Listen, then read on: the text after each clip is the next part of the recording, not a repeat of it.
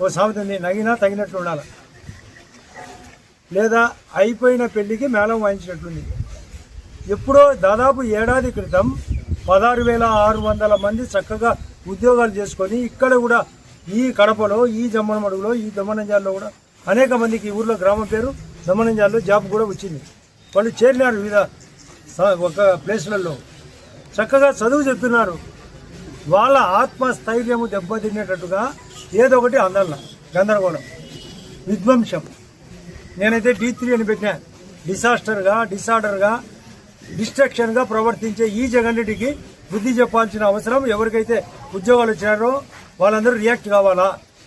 మాకు నిజంగా నిక్కచ్చిగా జాబులో చేరినాం, మా కుటుంబాలను మీరు దెబ్బ కొట్టద్దు. మీకు ఎవరైనా నిజంగా బాధితులైతే మా ప్రభుత్వం తరఫున అధికారులు ఎంటర్ అయి, సీనియర్ అధికారులు అజయ్ జైన్ గారు మరియు రెండో వ్యక్తి కోనా శశిధర్ ఇద్దరు సవివరంగా చెప్పినారు. సీనియర్ ఐఏఎస్లు ఎలాంటి అవకతవకలు జరగలేదు, మీకు సుప్రీంకోర్టు వరకు కూడా పోవచ్చు బాధితులు, న్యాయస్థానం ఉంది. ఇదే సుప్రీంకోర్టులో నీటిపైన ఉన్నప్పుడు చర్చలు జరిగినాయి, పోండి, అవకాశం ఉంది. ఇన్ని రోజులక అంటే ఏదో ఒకటి ఆందోళన కలగాల, మీకు అవకాశం లేదు. ప్రభుత్వం చక్కగా పనిచేస్తుంది, నమ్మకంగా పనిచేస్తుంది, అభివృద్ధి పరంగా పనిచేస్తుంది, సంక్షేమంగా పనిచేస్తుంది ఈ రాష్ట్ర ప్రభుత్వం. మా బీజేపీ పాలిత రాష్ట్రాల కంటే కూడా ఎక్కువ పెన్షన్ వస్తుంది.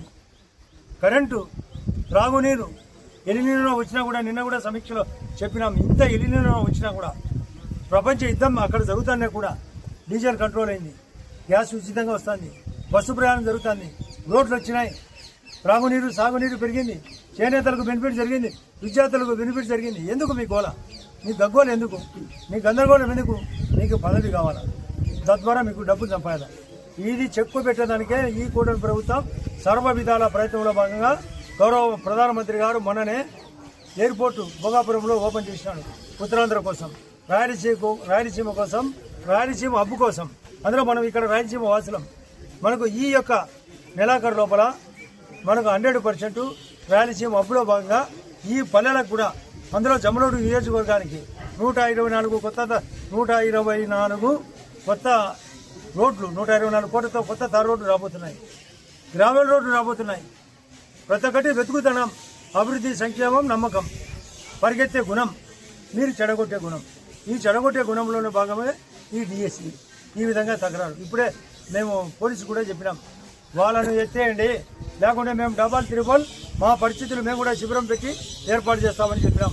వాళ్ళు ఏ చర్య తీసుకుంటారో చూస్తాం కూడా. సాయంత్రంలోగా స్థానిక పోలీస్ డిపార్ట్మెంట్ వాళ్ళు